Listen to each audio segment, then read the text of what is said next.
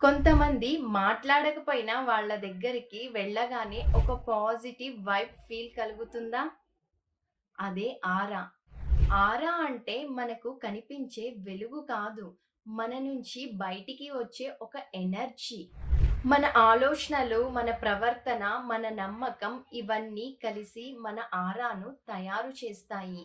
అందుకే కొంతమంది దగ్గర మాట్లాడేటప్పుడు మనకు శాంతిగా ఉంటుంది. మరికొందరి దగ్గర మాట్లాడేటప్పుడు ప్రేరణ వస్తుంది. ఇంకొందరి దగ్గర మాట్లాడేటప్పుడు చాలా అసౌకర్యంగా ఉంటుంది.